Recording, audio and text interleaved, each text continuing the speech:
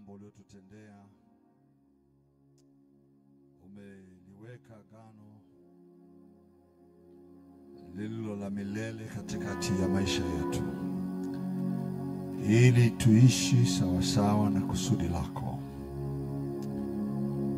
Mahali popote katika ulimwengu wa yale yanayoonekana na yasiyoonekana, hatutakaa katika unyonge tena, wala hatutaishi katika madhaifu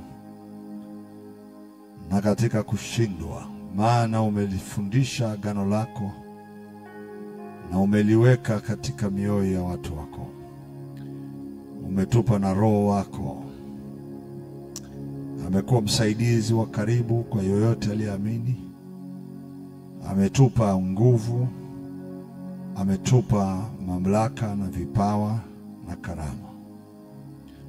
Tumejengwa katika nguvu zako, na tunaziishi nguvu zako, na tunazinena nguvu zako. Nguvu zako zimewekwa katika neno.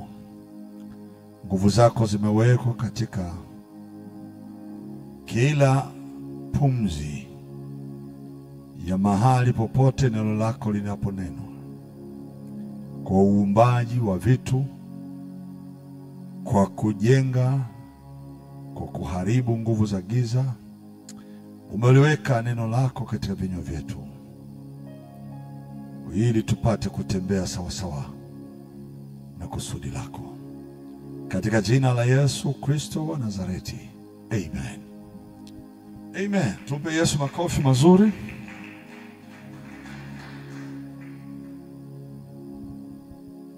Bwana asifiwe. Tunaenda kwa kuokoa muda, tukimbie kidogo. Ni saa 11. Tuokoe muda. Amen.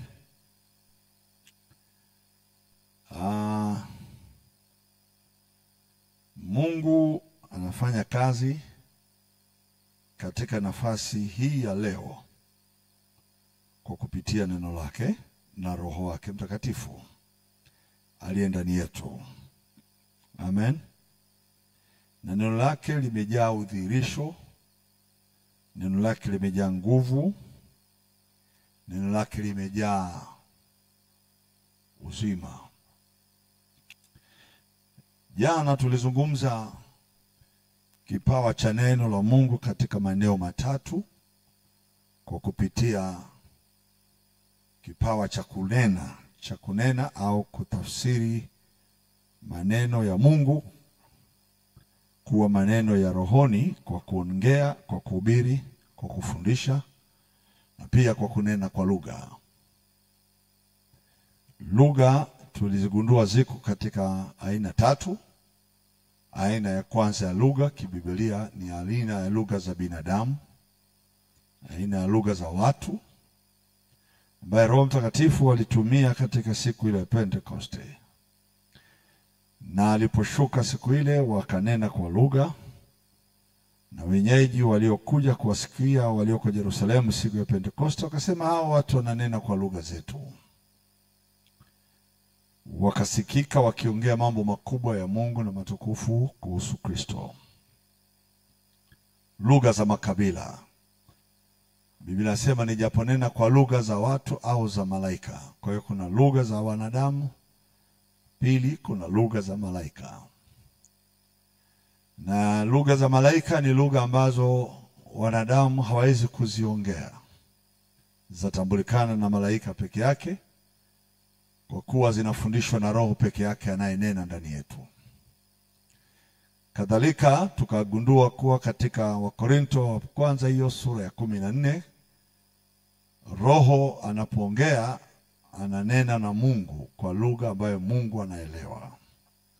Kwa roho zetu zinaongea na Mungu kwa lugha ambayo Mungu anaelewa. Wakorinto hiyo ya kwanza sura ya 14 mstari wa 16. Bwana sifiwe. Kwa hiyo Mungu ana lugha ya kucommunicate na sisi kwa kupitia Roho Mtakatifu atupae kipawa cha lugha ya kuweza kuongea na Mungu kwa lugha ya rohoni. Amen. Lugha ya rohoni. Kwenye lugha hiyo ya rohoni anasema mstari wa 17.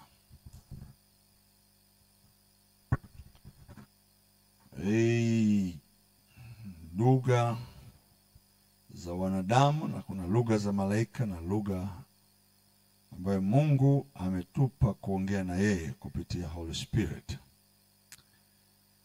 Okay.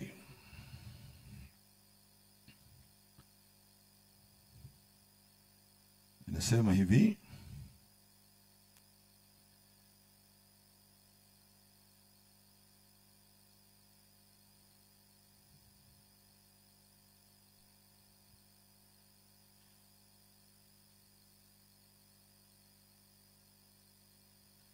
maana nikiomba, mstari wa 14, maana nikiomba kwa lugha, roho yangu huomba, lakini akili zangu hazina matunda.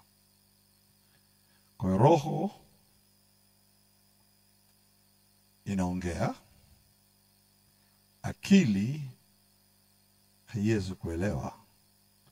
Hii ni lugha inaitwa ya rohoni, ambayo kwenye hiyo lugha mstari wa 15 nasema nitaomba kwa roho, alafu pili nitaomba kwa akili, na nitaimba kwa roho, tena nitaimba kwa akili. Kwa hiyo tuna communicate katika roho, tukiomba kwa njia ya roho ambayo akili haiwezi kujua naomba nini. Na kwa kuwa tunaomba kwa roho, mstari wa pili anasema maana mwenye yeye anenaye kwa lugha hasemi na watu, bali husema na Mungu, maana hakuna sikiaye, lakini anena mambo ya siri katika roho yake. Kwa roho ya mwanadamu inaponena, ina communicate na Mungu direct. Bwana asifiwe.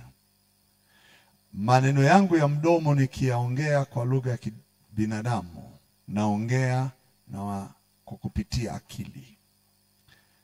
Fikra zangu zina mahitaji.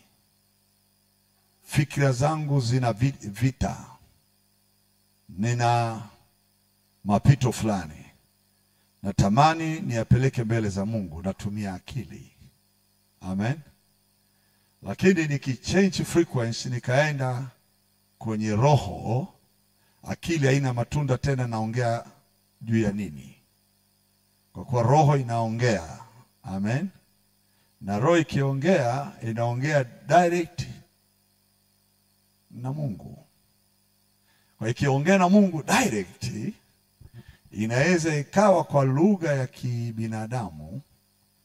Ningeliyaomba maneno 10,000 au 1,000,000 kwa lugha ya kibinadamu, lakini kwa lugha ya rohoni ningeweza kuyatamka maneno 6 tu, yakawa yameleta majibu ya maneno 10,000,000 ningeongea. Lugha ya kibinadamu ina udhaifu kwa sababu ya ubinadamu tulionao, lakini lugha ya rohoni haina udhaifu, kwa sababu inaweza ikatoa sauti ndogo iliyotengeneza maana nyingi. Amen. Kwa katika roho tunapoingia kuomba, tunajijenga nafsi. Anasema Mtume Paulo, mtu ambaye kwa roho anenaye kwa lugha hujenga nafsi yake. Na huyu ni mtu wa ndani anayejengwa. Bwana asifiwe.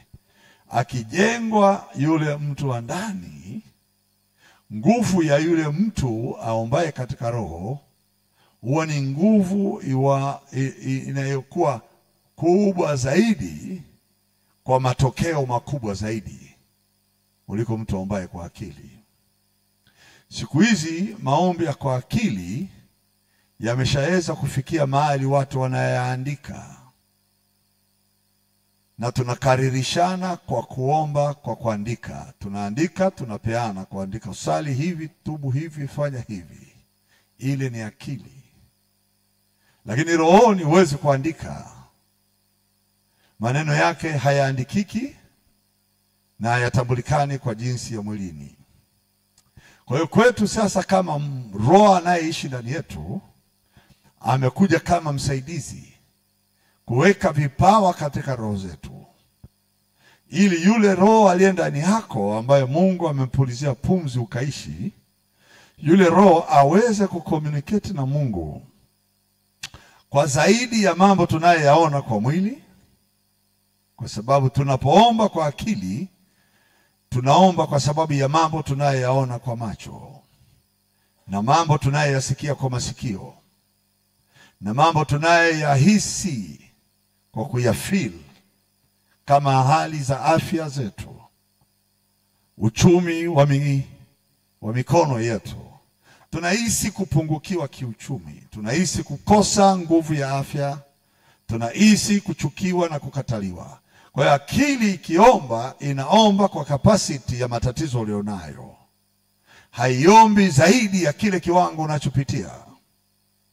Lakini ukiomba katika roho, roho hana feeling ya magonjwa, wala hana feeling ya umaskini.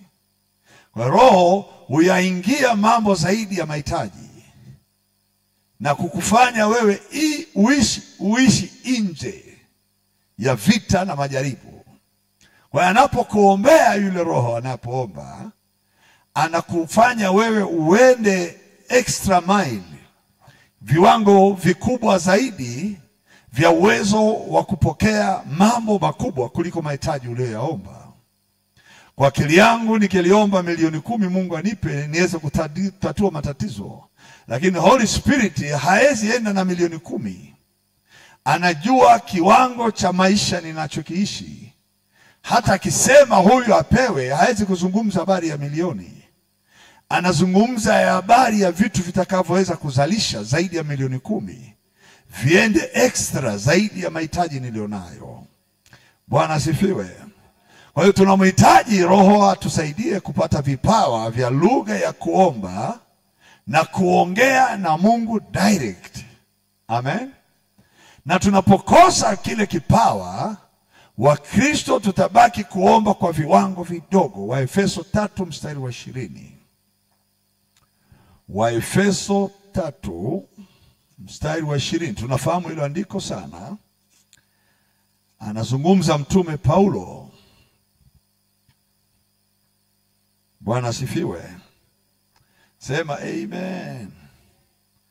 Anasema hivi, basi atukuzwe yeye awezaye kufanya mambo ya ajabu mno kuliko yote tuyaombayo na tuyawazayo. Hii ni akili. Amen. Huyu anayeomba na kuyawaza ni akili. Sasa atukuzwe yeye nani? Mungu. Bwana asifiwe. Anayeweza kufanya mambo ya ajabu mno kuliko yote tuyaombayo na tuyawazayo, kwa kadiri ya nguvu itendayo kazi ndani yetu. Ile nguvu itendayo kazi ndani yetu ni kile kipawa kilichoingia katika Roho Mtakatifu, kinachoenda kuomba sasa kuliko kile unachokiomba kwa akili za kibinadamu. Kwa hiyo kile kipawa cha roho kinapoinuka kutoa sauti na pumzi ile, kinasababisha uungu mkubwa wa Mungu kuleta majibu zaidi ya maombi ya mawazo yangu, hisia zangu, njaa yangu, magonjwa yangu, madeni yangu, mapito yangu. Kwa hiyo anaenda extra zaidi. Na hapo ndipo mahali tumekosa kama kanisa, kuona kile kilichoko ndani yako ni kipi.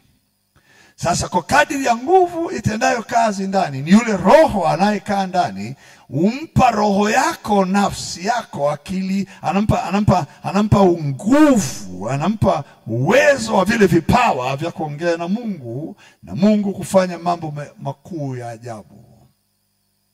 Haleluya. Sijui kama naenda vizuri. Bwana asifiwe. Kwa hiyo atukuzwe yeye au anayefanya mambo makubwa kuliko yale tuyaombayo na tuyawazayo, kwa kadiri ya nguvu itendayo kazi ndani yenu.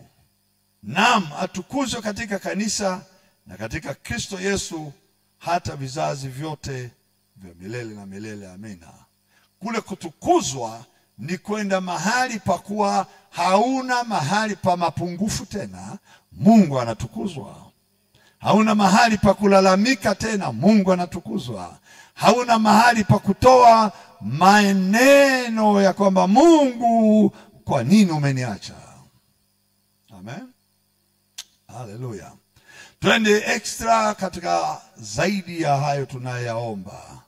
Leo tunataka twende kwenye lugha, kwenye eneo ambalo lugha inaweza kusababisha yasio na masikio yakasikia. Hii inaitwa lugha ya rohoni. Kupeleka habari kwa vitu vya rohoni na vitu visivyo na asili ya kusikia. Yesu akasema, wao wakinyamaza nitaamuru mawe yainuke na kuimba. Mawe. Haleluya. Sema amen, amen. Mawe yataimbaje? Haiwezekani. Lakini kuna lugha Mungu akiitoa, mawe yana masikio. Siku ile Yesu akiwa na wanafunzi baharini, alitamka tu bahari na mawimbi yakamsikia. Kuna lugha ikisikika katika ulimwengu wa roho, visivyo na masikio vinasikia vizuri. Akawaambia mtini, hautakaa utoe matunda kuanzia leo. Na mti ukakauka. Kwa hiyo kuna lugha ipo ndani yetu inayetakiwa kuzungumza, kama Elia aliyezungumza, haitanyesha mvua isipokuwa kwa neno langu, kwa muda wa miaka 3.5. Na manabii waliokuwepo nao wanamuomba Mungu, walikuwepo manabii wazuri sana. Na hao manabii walimtia moyo labda mfalme, wakamwambia Elia sio peke yake nabii, hata na sisi ni manabii. Hawa nao wanajua kumuomba Mungu, lakini walikuwa na muomba kwa akili. Elia alijua kubadilisha lugha ya rohoni, kiwango cha kusema mbingu ikakataa kupokea unyevu wa mvua. Mawingu yalikuwa makavu, yalipeperushwa na upepo, yasiwepo juu ya anga kwa muda wa miaka 3. Hata baada ya miaka 3 Elia alizungumza tena kwa lugha rahisi, akimwambia mjakazi, panda juu ya mlima ukatazame kama kuna wingu utakaloliona, na kisha njoo leta habari. Na mjakazi alizidi kupanda na akirudi hana lugha. Lakini mara ya mwisho akasema, nimeona wingu tu dogo lisilo na matumaini kama mkono wa mwanadamu. Elia alijua lile sio wingu kwa sababu ni wingu. Amen. Ila maneno ya Elia akimwambia yule mjakazi, nenda angalia katazame wingu, Elia alikuwa naumba wingu litakaloleta mvua. Baadaye akamwambia mfalme Ahabu, tazama mvua na sauti ya kelele za mvua nazisikia, na ngurumo na radi na mafuriko. Angalia usishindwe kufika nyumbani. Inuka, panda juu ya gari lako, kimbia, maana mvua inayokuja ukichelewa hautafika mlangoni kwako. Yeye anaumba mawimbi, anaumba mafuriko Elia. Na mimi nataka tutumie lugha na sisi ambazo Mungu ameweka ndani yetu kwa Holy Spirit, aliyekaa ndani yetu kwa kadiri ya nguvu itendayo kazi ndani yetu. Tuweke alama juu ya dunia ya kwamba wewe nawe ni mmoja katika watu wa rohoni, ambao mambo ya rohoni na lugha ya rohoni unaweza ukayatambua. Tusiwe watu wa mwilini na wa akili tu peke yake, lakini sauti za rohoni hatujui kuzitumia. Nisema jana, Kuna watu wana uwezo wa kukutamkia neno, hata wahubiri wengi wanasemaga, umetamkiwa na mama yako. Ulitamkiwa neno ukiwa mdogo, ndio maana uzai, ndio maana uolewi, ndio maana unateseka. Kuna mtu alikutamkia. Anawezaje mwenye dhambi awe na lugha ya rohoni ya kutamkie maisha yako yaende kombo? Alafu wewe uliyejazwa Roho Mtakatifu hauna lugha ya rohoni kupangua hayo mabaya. Kwa nini na sisi tusitoke katika udhaifu, tusiingie tena kwenye nguvu? Kwa nini tubaki katika unyonge, wakati Holy Spirit, Yesu alisema, nanyi mtapokea nguvu atakapokuja juu yenu huyo Roho Mtakatifu, nanyi mtakuwa mashahidi wangu, sio tu hapa Yudea na Samaria, hata mwisho wa dunia. Mashahidi ni watu wenye kutembea na vielelezo kwenye maneno ya midomo yao. Ishara zitawafuata, miujiza itawafuata. Sema amen, amen. Mimi nataka sio ishara tu kwa ajili ya wagonjwa wapone, lakini apone na tutangaze ya kwamba hata ingia tena kwenye magonjwa. Tunaombea wangapi wanapona, alafu tunarudi kesho tena nasema, mtumishi niombee, nimeingia tena kwenye jaribu lile lile. Tuweke alama. Sema amen, amen. Tuweke alama. Na kanisa lina uwezo. Yeremia akasikia Mungu akimwambia, Yeremia, unaona nini? Akasema, naona ufito wa mlonzi. Naona ufito wa mlonzi. Mungu akamwambia, umenena vyema, maana mimi naliangalia neno nipata kulitimiza. Yeremia yeye anaulizwa, macho yanaona nini? Amen. Yeremia anasema, ninauona ufito, ninauona mti wa mlonzi. Ni mti ambao katika huo kuna matokeo, na huo mti ni Kristo mwenyewe. Huo mti ni neno ambalo likiwepo kwenye kinywa chako Yeremia, mimi nitatimiza hicho kitakachotoka katika kinywa chako kama matunda ya maneno utakayoyanena. Yeremia akaulizwa mara ya pili, unaona nini? Akasema, naona sufuria linalotokota na maji yake yanatokota na mdomo wake unatokea kaskazini. Mungu akasema, tangu sasa mabaya yatatokea. Kwa nini unaingia kwenye kuona au kusema mabaya?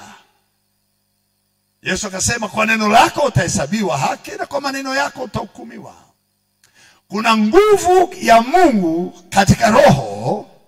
Unapopewa vipawa vya Mungu, vielewe vipawa vile na nguvu ya hivyo vipawa katika kusema jambo lolote. Usiwe wa kusema maneno kwa kuropoka kama mwenda wazimu. Anasema Yesu, kwa kuwa kila neno lisilo na maana utakalolisema utatolea hesabu. Kwa kuwa kuna watu watakaoumia, vitu vitatokea ambavyo havina maana. Maana neno lako litakwenda kuumba vitu na vitakavyoenda kusababisha labda hasara au vifo au majanga. Kwa hiyo utatoa hesabu ya majanga ya maneno uliyoyasema. Kama tutatumia vinywa vyetu vizuri, basi tutaona faida sisi wenyewe na vizazi vyetu na vya wale tunaowafundisha. Mimi natamani twende zaidi, tujue jinsi ya kutumia vinywa. Kwa maneno yako umehesabiwa haki, matokeo mazuri kuhesabiwa haki, majibu mazuri kuhesabiwa haki, kazi nzuri kwa kinywa chako. Vinywa vya Wakristo wengi ni vinywa vilivyojaa udhaifu, havina manifestation ya Mungu. Wote wanasema kama Yeremia, mimi ni mtoto mchanga wala siwezi kusema. Wote tunasema kama Isaya, mimi na midomo michafu nami nakaa na watu wenye midomo michafu. Na malaika akasikia yule Bwana anaongea na yuko katikati ya mbingu, ikabidi achukue kala moto alitia katika kinywa cha Isaya. Akamwambia, tazama nimeweka kinywani mwako moto huo, kutoa uchafu katika kinywa chako. Natamani Mungu aweke kaa la moto. Sauti ikitoka kwenye kinywa chako, miamba isikie, ukuta usikie huu. Mimi nasemaga ninapoongea maneno yangu yanakaa kwenye kila eneo niliposema.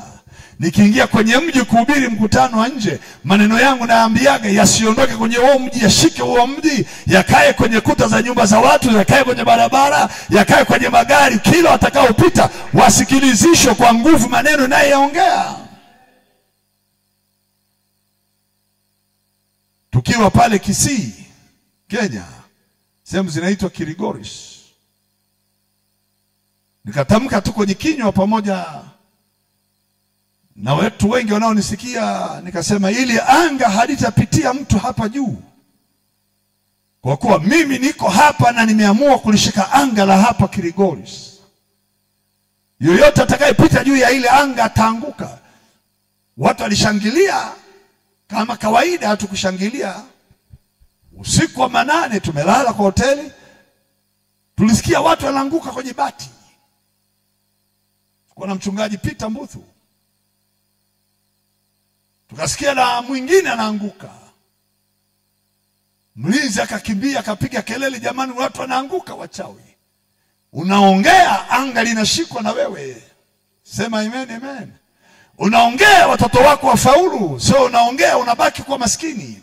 Unaongea unajenga nyumba mpya kila siku. Unaongea unafungua biashara kila leo inafanikiwa. Unaongea anga linamwaga mvua shambani kwako. Haleluya. Tunatakiwa kuwa na lugha ya rohoni. Hebu sema amen. Lugha ya rohoni utamkwa na watu wa rohoni peke yao. Kila kilichozaliwa kwa roho ni roho, na kilichozaliwa kwa mwili ni mwili. Na ndivyo tulivyo, tumezaliwa kwa roho. Maandiko yanasema kila kitu kilichozaliwa na Mungu ushinda ulimwengu. Kumaanisha tunashinda mazingira ya mabadiliko ya kitu chochote kinachokuja kinyume na wewe. Kwa mfano alisema Yesu akimwambia Petro, njoo juu ya maji. Yesu alikuwa anatembea juu ya maji. Anajua maji hayawezi kumzamisha, hawezi kuingia hatarini. Yesu anajijua hawezi kuingia hatarini, hawezi kuzama akawa yeye ni chakula cha samaki. Simeoni akamwambia, kama ni wewe niruhusu nije juu ya maji. Yesu akamwambia njoo. Simeoni alikanyaga juu ya maji kama mtu anakanyaga kwenye sakafu. Natamani tupite katika viwango. Amen. Tuna uwezo. Haleluya. Nilimwona Simeoni akimwambia yule mtu kwenye mlango wa hekalu itwao Mzuri, sisi hatuna fedha wala dhahabu, lakini tulicho nacho ndicho tukupacho.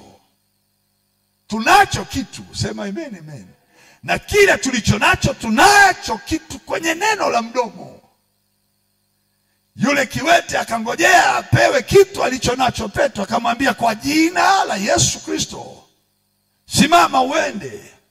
Biblia inasema yule mtu akatiwa nguvu katika vifundo vya miguu yake, kisha akainuka akaanza kwenda akirukaruka akiingia hekaluni, na watu wote wakamwona akiingia hekaluni akirukaruka, na wakamtambua ya kwamba ni yeye aliyekuwa hekaluni mlangoni akiomba sadaka. Biblia inasema wakamtambua aliyekuwa akiomba sadaka. Kwa nini hawakumtambua bado masikini? Hawakumtambua ni masikini, walimtambua alikuwa masikini.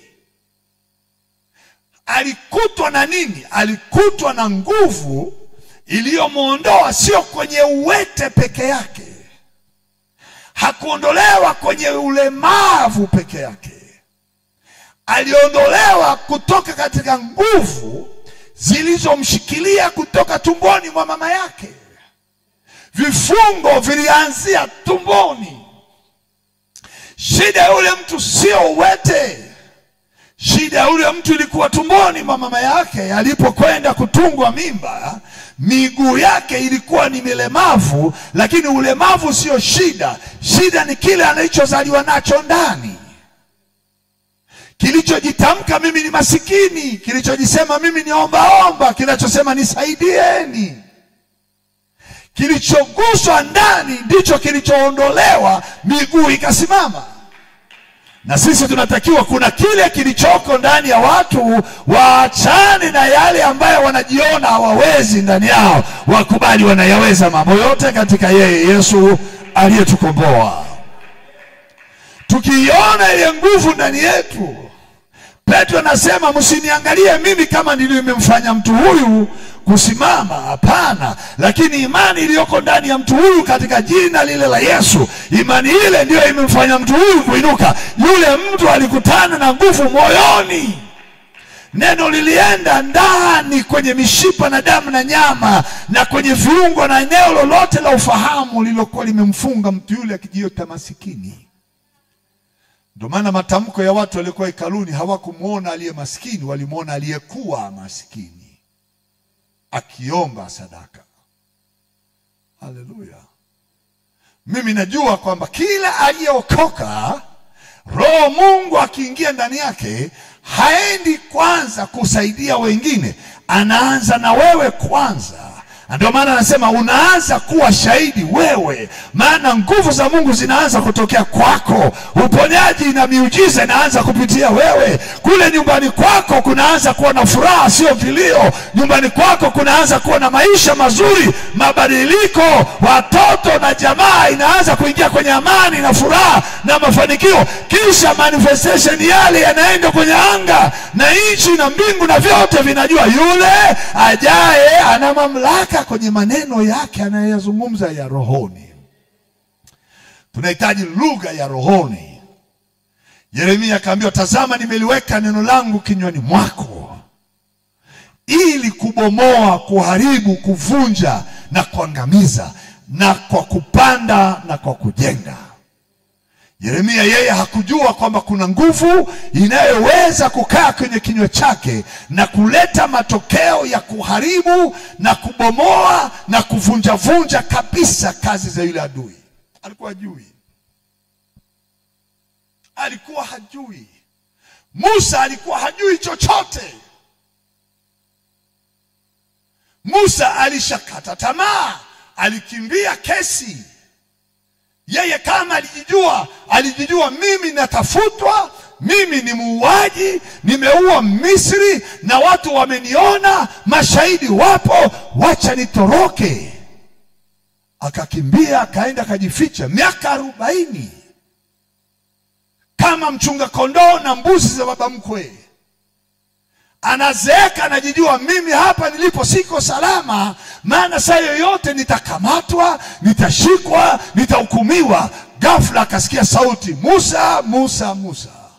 Akageuka akaangalia, nani anayeongea nami? Akaona kichaka cha moto kinaungua lakini hakiteketei.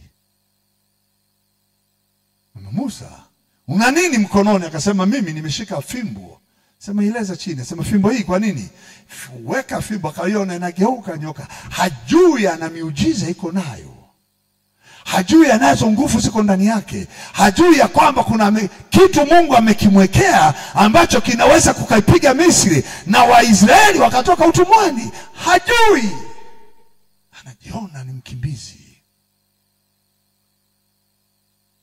Mungu anamwambia sasa, Musa, nataka nikuonyeshe wewe sio kawaida. Utarudi Misri nami nitakufanya wewe kuwa Mungu. Sio nabii, nitakufanya wewe kuwa Mungu. Na ndugu yako Haruni kuwa nabii wako. Mimi sijui kusema shughuli sio wewe. Ni wewe unachotakiwa kujijua na kukubali. Naomba Mungu atusaidie. Sema amen, amen. Haleluya. Anatokea mtu mmoja anaitwa Paulo, amekamatwa, yuko gerezani. Paul na Sila wako kwa gereza. Mwingine anaitwa Simeoni Petro, naye yuko kwa gereza wakati fulani. Paulo na Sila wanaimba, sijui hata nyimbo gani, ningetamani zile nyimbo walizoimba tuziimbe. Na zitafuta kuzijua katika roho. Aliimba nyimbo ya aina gani? Maana sisi wengine wote tunaimba, lakini sijaona malaika akishuka. Tunaelewana watu wa Mungu? Tunaimba na njaa inaendelea kubaki. Tunaimba na madeni yanaendelea kubaki. Labda kuna nyimbo tunatakiwa tuimbe, malaika washuke wafanye muujiza, lakini hatujui tutasema kwa lugha gani. Na maandiko yanasema kuna lugha za kuomba na kwa kibinadamu, na kuna lugha za malaika tumepewa. Ghafla gereza, minyororo inakatika, vifungo vya chuma zinakatika, watu wanaambiwa vaa viatu, simama, nenda. Ninaota ndoto, sio ndoto, ni kweli. Leo hakuna mtu anaona malaika, wote tunaona vivuli vya kukimbizwa na majini. Watu hawaoni manifestation ya Mungu kwa sababu hatuna lugha za Mungu. Hatuna matamko ya kiroho. Hatuna maneno yanayoweza kusikilizwa na malaika wakatusikia. Wakati Roho ameweka maneno kwenye vinywa vyetu.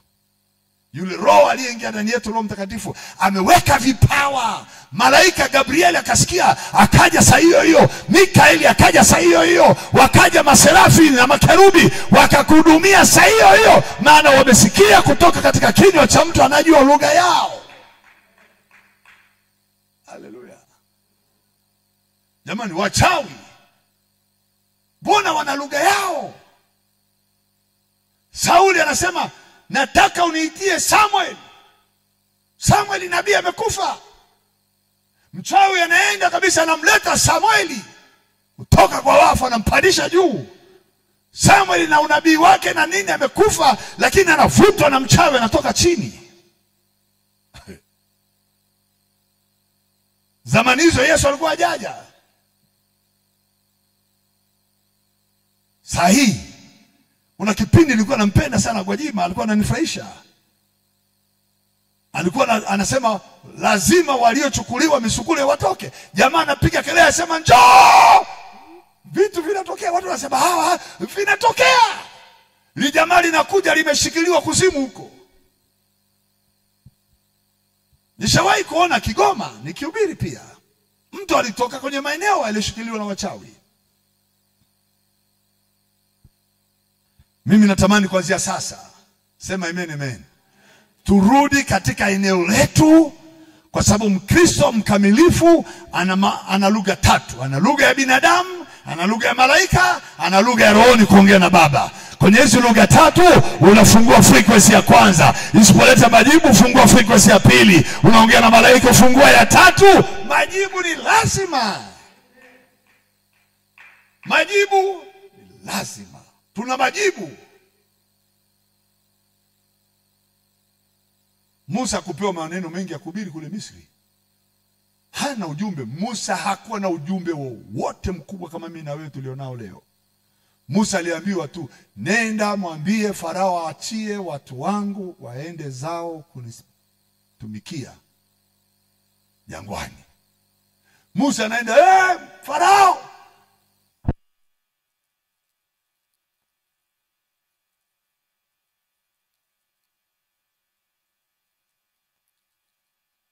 ziko lugha za kuongea. Ukienda, nilienda kwenye nchi ya demokrasia ya Kongo, huko kaskazini huko, hawajui Kiswahili.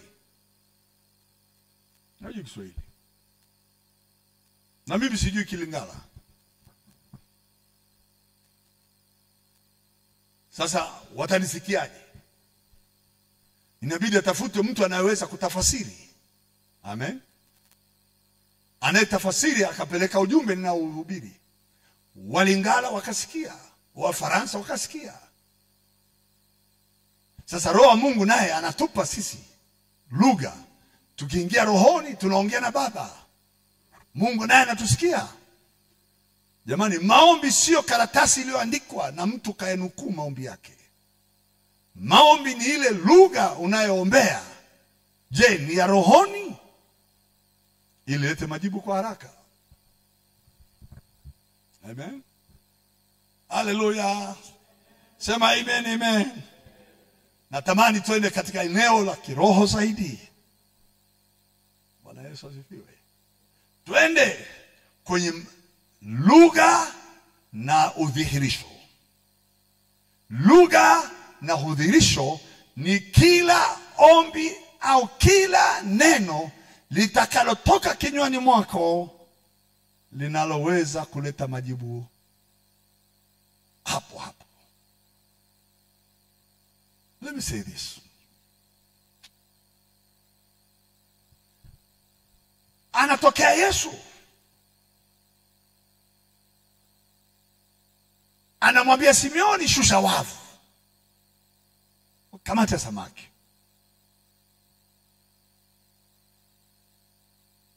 Simeoni anamwambia, Bwana, nimefanya kazi ya kuchosha usiku kucha, nisipate kitu. Lakini anaweka lugha hii, lakini kwa neno lako. Tunaenda sawa sawa. Nilitafuta neno hilo. Simeoni alisema, kwa neno lako. Lipi? Sijaona neno lolote ambalo Yesu amesema. Ila kama ulishawahi kunisikia ninavyofundisha, alikuwa akihubiri makutano makubwa kando ya bahari, na wakamkusanyikia watu wengi hata pasiwepo na nafasi.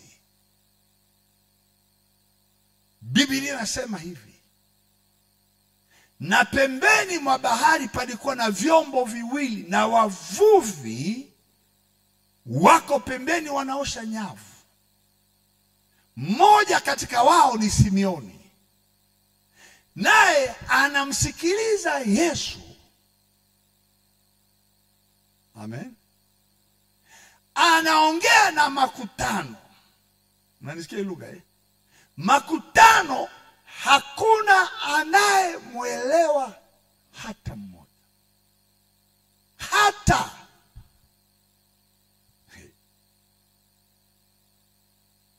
aliyemwelewa Yesu ni Simeoni peke yake. Uwezo wa kukamata frequency za mafundisho Yesu anayefundisha yalipeleka mawasiliano katika moyo wa Yesu.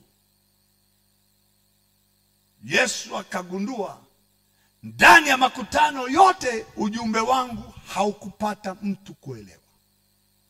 Alielewa Simeoni. Maneno alikuwa anayaongea Yesu yasadikika kama yalikuwa sio maneno ya kawaida, na ndio maana hakuna aliyeweza kutendewa muujiza hata moja katika makutano ya wale watu wote. Wote makutano ya watu wengi, hakuna hata mmoja aliona muujiza katika maisha yake. Yule tu aliyeweza ingia kwenye mawimbi ya maneno ya rohoni Yesu aliyekuwa akiyasema, akashika network katika ulimwengu ule Yesu aliyosimama nao, akati anawashuhudia, mimi ni neno, na kabla yangu hapakuwepo na mwingine, mimi ni wa kwanza na wa mwisho. Aliye nisikia mimi na kunielewa, hata samaki watamsikia na kumwelewa, hata milima itamsikia na kumwelewa.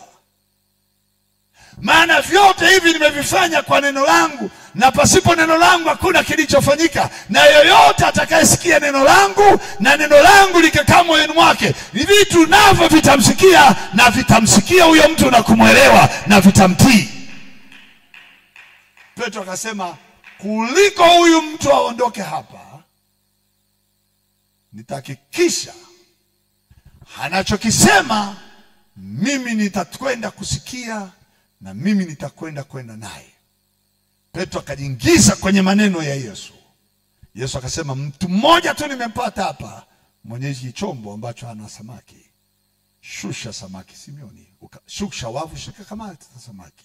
Akasema, kwa neno lako lile nimelielewa vizuri kuliko wengine wote waliokusikia, ambayo maneno yale uliyoyaongea hawakupata kuyaelewa hata moja, maana yanatambulikana kwa jinsi ya rohoni, na ni watu wa rohoni peke yao wanaweza wakafumbua mafumbo na siri za Mungu, wakazifaidi siri za Mungu.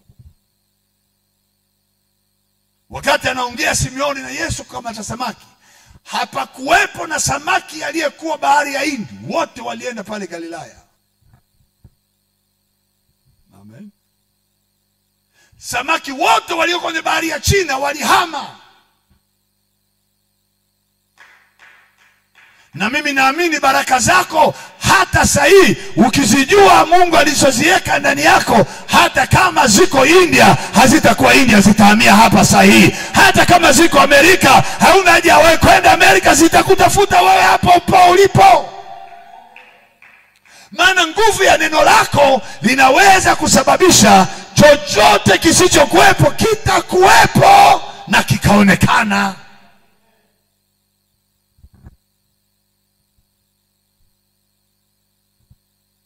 Wavu wa Simioni ulikuwa ni mdogo. Biblia inasema nyavu hazikuweza kustahimili uzito wa wingi wa samaki. Chombo cha Simioni hakikuweza kustahimili wingi wa samaki kubeba. Leo hatuna uwezo. Unasema Freemason peke yao, maabudu shetani peke yao, gari nzuri wachawi peke yao, Freemason peke yao. Mkristo mwenyewe anakiri kabisa, mimi ni punda la Mungu la kumbeba Yesu kumpeleka Yerusalemu, na Yesu akakuacha uende zako. Una faida baada ya hapo? Mimi sio punda, mimi ni mali yake. Mimi ni hekalu, mahali analala, anapokaa, anakaa ndani yangu, anaishi ndani yangu, anatenda kazi. Anasema hata zile kazi zile ninazozifanya ninyi mtazifanya na kubwa kuliko hizo. Niende zaidi. Hebu sema amen. Nataka nguvu ya maneno yako iende na udhihirisho, iende na nguvu kung'oa milima. Neno milima, pamoja na Yesu alikuwa anazungumza mlima, lakini kuna vitu vimeshikilia mlima. Mlima haukai pale peke yake. Vile vinavyoshikilia mlima vinatufahamu sana, lakini sisi hatuvifahamu kwa sababu tunahisi milima haijawahi kuhamishika duniani. Lakini Yesu aliweka milima yenye uwezo wa kutuelewa, hata ikatutii na kuhama, ikaenda mahali tunapotaka.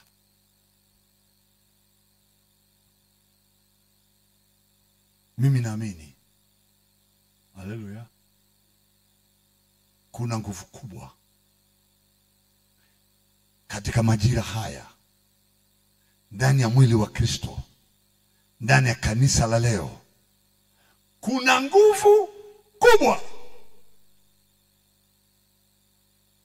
isiyotumika. Kwa mfano, haleluya, serikali za dunia zinatunishiana misuli, si tu kwa pesa walizonazo mfukoni, lakini kwa ukubwa wa silaha walizonazo. Kama nchi yako haina silaha kubwa, utakuwa mnyonge. Hata kama wewe ni tajiri wa hela na miradi mingi unayo, lakini hauna silaha za maangamizi, wewe ni dhaifu, pamoja na kwamba una rasilimali na vitu vingi vya thamani. Kila mchumi mkubwa wa dunia wa serikali yoyote, namba 1, ili miradi yake na vitu vya thamani alivyonavyo, ili rasilimali alizonazo zipate kwa salama na wananchi wake, huwaza silaha kubwa alionayo. Kama hana silaha, ataenda kutafuta mwenye silaha muuzie. Sasa nimchukulie mtu mdogo kama Korea ya Kaskazini. Amen. Kajamaa si lolote si chochote. Wananchi wake hawazunguki ovyo duniani, lakini jamaa anatishia dunia. Akisema narusha makombora kwa majaribio, meli nyingi zinaondolewa baharini, jamaa linaweza likaangushia kombora popote ya masafa marefu. Yanatoka makombora kutoka Korea Kaskazini, Korea Kusini inakosa usingizi, si likaangukia katikati ya mji wa Seoul. Jamaa kanaogopewa. Amen. Kanatikisa dunia kwa nguvu kubwa ya silaha alizonazo. Sisi nasi kama kanisa tuna nguvu kubwa, na lolote utakalolitamka kwenye kinywa chako, dunia itatetemeka. Lakini tumeshindwa kutumia silaha za Mungu alizoweka ndani yako.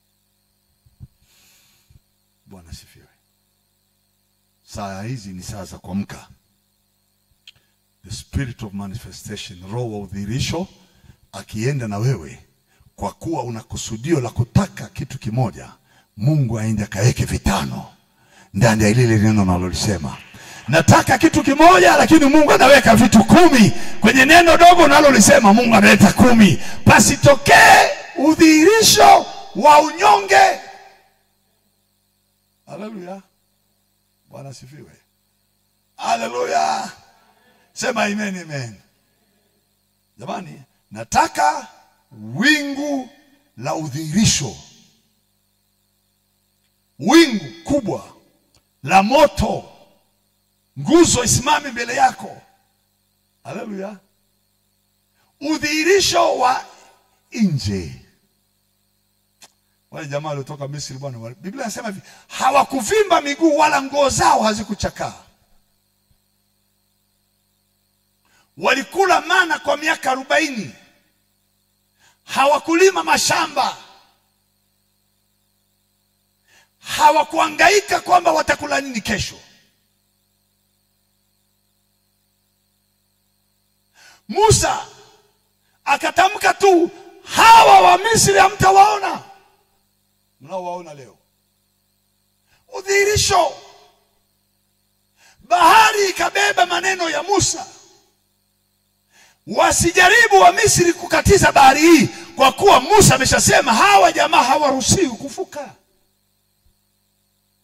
Maneno ya Musa yakaingia kwenye mawimbi, yakakaa ndani ya maji. Mawimbi yakatengeneza chuki na hasira juu ya mtu anaitwa Misri.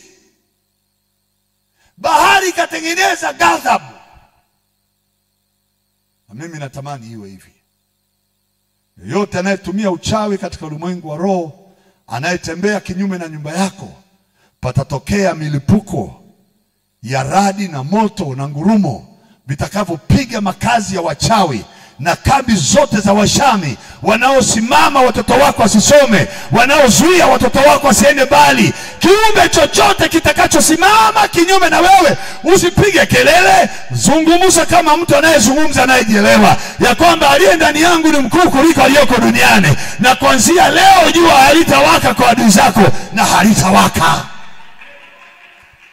Halitawaka. Hii maombi ya kinyonge. Wanamkimbilia Musa, mbona tumeacha makaburi Misri? Kulikuwa na matikiti maji na matango, wewe umetuleta hapa. Hayo sio maombi. Maombi ya hao watu naomba namna hii, wanatakiwa wafe jangwani. Maombi ni ya kusema, Musa, nipe mlima huu. Japo una miaka 80, lakini unasema ninazo nguvu kama mtu wa miaka 35. Nipatie urithi wa mali hapa, haijalishi ni jangwa, lakini nitaligeuza kuwa ziwa. Iwe hivyo. Haulioni jambo la changamoto kwako, unaliona fursa. Changamoto kwako sio tatizo, fursa unaiona kwenye changamoto. Unaona kushinda kwenye faida, sio kutoka kwenye moto na kuna faida. Tunaelewana watu wa Mungu? Unatupwa kwenye tundu la sindano, changamoto, sio tundu la simba, lakini ukiwa kule ndani unamwambia Mungu, sitoki hapa bila kuwa waziri mkuu. So nitoke hapa niwe kibarua. Natoka hapa Farao huyu nani Nebukadneza atamke mwenyewe, mimi ndio mshauri wake mkuu ndani ya ofisi yake. La sivyo huu moto unimalize, lakini ukinitoa hapa lazima niende pale. Leo watu wanaingia kwenye majaribu, wakitoka wanamshukuru Mungu kwa majaribu, wanabaki kwenye shida nyingine tena naotea hapa. Hapana. Fursa iwe kwenye changamoto. Unaingia mahali. Amen. Wakiinuka 10,000 wakushambulie, wanakwenda kushindwa, alafu wao wenyewe wanaanza kuwa wafanyakazi wako. Unawanyang'anya haki ya kujitegemea, wanakutegemea wewe. Waanze kukwambia baba, bila wewe, wewe ndio baba yetu, wewe ndio yeye. Hiyo inafurahisha. Haleluya. So Kristo unatoka nao kwenye matatizo, unarudi kwenye matatizo nao. Anatoka Yusufu gerezani. Amen. Wewe unanitia gerezani kwa kosa sikulifanya, potelea mbali. Humu gerezani kuna fursa. Anatoka gerezani, anaingia kwenye nyumba ya Farao kama mtawala. Haleluya. Anageuza eneo la njaa katika nchi ya Misri linakuwa ni eneo la chakula. Mungu akupe wewe. Geuza majira ya watu wanaoenda kupitia magumu yawe majira ya watu wapitie mazuri. Watakuja na kusema wewe ndio kiongozi, wewe ndio baba, wewe ndio utakayetusaidia kutulisha na watoto wetu, vizazi vyetu. Unakaa hapo umegeuza matatizo kuwa fursa. Amen. Geuza. Haleluya. Sema amen, amen. Geuza mabadiliko ya nchi. Geuza mabadiliko ya siasa. Geuza mabadiliko ya uchumi. Usibaki kulalamika uchumi mgumu wakati wewe umekaa tu na chati, unaangaliana na watu, unaambiana bwana maisha hayaendi. Geuza. Tuna uwezo. Vijua vyetu vina nguvu. Haleluya. Vina nguvu. Natamani udhihirisho uanze na nyumba ya Abraham. Na yote ananisikia kwenye mitandao ya jamii, awe mwanamume, awe mwanamke. Haleluya. Haleluya. Awe mwanamume, awe mwanamke, asijidharau, asijione dhaifu, asijifikiri kwamba hajasoma, hana mtu wa kumsapoti nyuma. Hapana. Tuna lugha za rohoni, tutazitumia lugha za rohoni. Tutapasua mawimbi ya rohoni, tutafungua mbingu, itakuwa wazi, itamwaga mvua kwa majira na kwa wakati, na tutakosa riziki duniani. Haleluya. Watu wa Mungu, mpo pamoja na mimi? Sema kwa sauti amen, amen. Hebu piga kelele, sema nimefunguliwa maneno yenye kushinda, sio kushindwa. Muda umeenda. Muda umeenda. Haleluya. Lakini ninachokiona kwangu mimi, ninachokiona is a breakthrough. Kuna ushindi. Wewe unayenisikiliza, kuna ushindi na zaidi. Sio ushindi tu, na zaidi ya ushindi. Amen.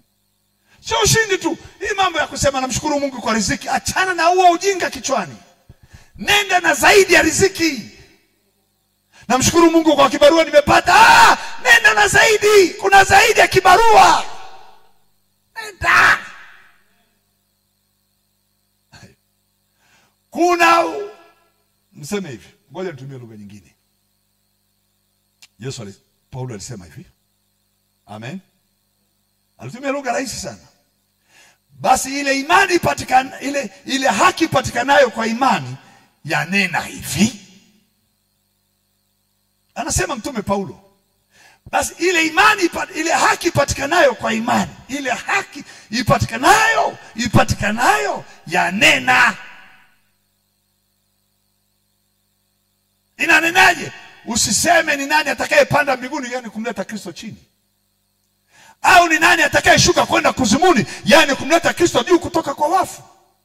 Lakini yanenaje? Lile neno li karibu nawe, katika kinywa chako na katika moyo wako. Yani neno lile la imani tulihubirilo, kwa maneno ya kibinadamu, kwa maneno ya rohoni, au kwa maneno ya malaika, liko hapa. Uko nyumbani kwako usiku wa manane, omba kwa akili.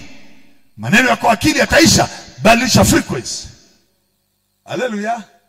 Ukibadilisha frequency, hata wale mbwa wanaobweka nje kama wanadamu watakufa before. Mama anajua tulikuwa na watoto wangu wanapenda mbwa sana nyumbani. Kulikuwa na Malaika, kuna Scooby, kuna Carlos. Sijui kuna nani there. Wote walikuwa ni majike. Majike yote. Narudi nyumbani hatuna ukuta. Nyumbani kulikuwa sijenga ukuta. Mbwa wamezaliana. Vimbwa kila kona. Watoto wananikimbilia, dadi, Malaika, dadi amezaa, amezaa. Unaangalia, hii ni balaa imeingia nyumbani, lakini watoto wanaenjoy. Mimi kama mzazi nikajua hapa nimepigika. Hii nyumba itakuwa na vifaranga vya mbwa, vitaharibu kila mahali katika nyumba yangu. Nikawafurahisha watoto, basi sawa twendeni ndani. Ili wameendana, nikarudia mbwa. Malaika, nisitaki kuona mbwa mtoto hata mmoja hapa. Wewe Scooby, hata mmoja. Wewe usiku tena wananini hamna cha kuniomba, sitaki watoto wako. Sitaki na walikula watoto usiku huo. Na mimi nataka viumbe vingine vinazungukia kwenye mlango wako vitamkie kuanzia leo, utaliwa na hautabaki nyama wala mifupa, kwa sababu unatembelea makazi ya mwenye haki. Hauruhusiwi. Kuna watu wanatakiwa wakose maziko, wakaliwe na fisi. Warusha wanasema logwaru, akaliwe na logwaru.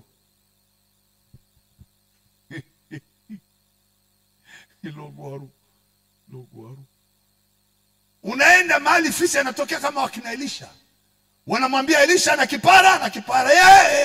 Elisha akasema, dubu, joini, kuleni hawa jamaa. Dubu, na hamna dubu kwenye hiyo nchi. Dubu akatokea. Dubu wakararua vijana. Mnanitukana, hamunijui. Ngoja mtajua mimi. Dubu, joini. Dubu, hamna Israeli, hamnaga dubu duniani. Dubu anakaga nchi za Amerika huko juu kwenye barafu. Walitokea wapi? Wanampigia kelele Elia, mtumishi wa Bwana. Mfalme ametutuma ushuke, mtumishi wa Bwana. Mfalme anakuhitaji. Anasema, kama mimi ni mtumishi na moto ushuke. Moto unashuka mzee. Unalamba askari 50. Jamaa wanaisha mifupa, damu na nyama, wanaungua kwa moto, na jehanamu ijaanza bado. Jamaa mmoja anaruhusiwa tu aondoke kupeleka habari kwa mfalme, wenzangu wameungua kwa moto ulioteketeza kama moto wa gesi ya songo. Mfalme haiwezekani, wameisha, hawapo, nimekuja tena, naomba mfalme, kama uniamini tuma wengine. Wengine wanasema, afande tuko tayari, tunaenda. Wanaenda na wao wanaliwa na moto. Na wengine wanaliwa. Jamaa amekaa na kula mkate, kunguru analeta nyama. Mimi nanihitaji moto ushuke kwanza, wapige nyie hapo. Jamaa anaendelea kula mkate. Na Biblia inasema Elia alikuwa ni binadamu kama sisi. Alafu leo tunaanza maombi. Jamani, tuombe Bwana Yesu asifiwe. Tumuombe Mungu, haleluya. tunajua tunapitia vita fulani. Haleluya. Hayo maombi hayo ni maombi fake. Tumepewa anointing tatu: akili za kibinadamu, rohoni tunaomba na malaika wanatusikia, alafu tunaomba na Mungu anatusikia direct. Kuna namba inaitwa private, hata ukitafuta uipati. Sasa sisi tunayo. Sema amen, amen. Sisi tunayo. Watu wanasemaga ni ile ya Yeremia. Hii tunayo sisi, inaitwa in the name of Jesus. Hiyo namba hiyo mzee, Biblia inasema kila goti linapigwa na kila ulimi unakiri ya kwamba Yesu ni Bwana, kwa viumbe vya rohoni na vya duniani na vya chini. Isi ya Yeremia, in the name of Jesus. Hiyo sio ya kawaida. Mifupa iliyokauka inasikia, na mauti inasikia, na vilema wananyanyuka, na vipafu wanaona kwa hilo jina. Alafu hii unasema hii ni ile Yeremia niiteni nitaitika. Hiyo ni akili. Hii inayosema mimi ni ile zaidi, ambayo hata miungu ya rohoni inaogopa wakikusikia unasema Jesus. Haleluya. Haleluya. Mimi nishaona majira ya kupiga kelele kwenye maombi masaa 24 na majibu hakuna. Hapana. Majibu ya kuomba siku 7 kufunga na kuomba na majibu yanachelewa. Hapana. Hii mambo ya kumpeleka Gabrieli ang'ang'aniwa hapo juu na Mikaeli waende amtetee. Na direct line. Ninafungulia frequency kwenye saa 7 saa 8 majira yoyote nikitembea barabarani. Mondara bakatori makasa takaya rakai ribali ya bosaya. Mbingu inafunguka, mvua inaanza kunyesha kwa watoto wako, baraka zinaanza kutembea kwenye afya. Waliosilala hospitalini wananyanyuka ghafla. Ghafla. Ghafla. Ghafla. Nataka ile ghafla. Jamaa anasema, anamwambia enenda mwanao yu hai. Enenda mwanao yu hai. Na yule jamaa akaangalia saa akaondoka. Neno likaenda moja kwa moja kilomita 15 likafika kwenye nyumba ya yule jamaa anaitwa Akida, likamnyanyua mtoto kwenye kitanda cha mauti. Mauti kamwachia. Mtoto alinyanyuka kitandani, siko kuomba jamani naomba mnishike. Mbio anakumbuka kwamba kuna watoto wenzake wako uwanjani wanaenda kucheza, naye amechelewa kwenda uwanjani na alikuwa anakufa kitandani. Walinzi wanamwangalia mtoto wa Akida, atakufa atakufa atakufa. Mara chalia amenyanyuka, huyo wanamkimbiza, wanakuta mtoto anasema ngoja kwanza nicheze mpira. Wanaangalia kama atakufia uwanjani, hafi. Jamaa ana afya ya Akida, yani ana afya ya ziada. Na mimi nataka kila kilichoko kinyonge kisikie kwamba wewe ni nani kuanzia leo. Kila anayetafuta wewe ukwame kwenye mji, anayetafuta watoto wako wakwame, anayeweka mtego mbele ya njia zako, anayesimama kinyume na watoto wa watoto wako, Mungu aliyetupa lugha tunaongea naye waziwazi. Usiku anatusikia, mchana anatusikia, tukilala anatusikia, tukiamka anatusikia. Tutawamaliza wanaoshindana na sisi. Hii sio kwa lugha tena ya kibinadamu. Hii frequency za kibinadamu tutazitumia tu kwa temporary. Lakini tuna frequency zingine. Wachawi hawazisikii, waganga hawazisikii, majini hawasikii, miungu ya Anaki hawasikii. Tukibadilisha frequency ile, kila kilichoka katika nchi kitatutii. Kitatutii. Simama pale ulipo, twende tumshukuru Mungu. Baba, iwe hivi kwenye yule anayelisikia, apate mawimbi ya lugha ya rohoni, akatamke mambo ya rohoni yatokee ghafla vile ulivyokusudia, kwa viwango vikubwa na ishara kuliko alichokifikiri na kuomba. In Jesus name, amen.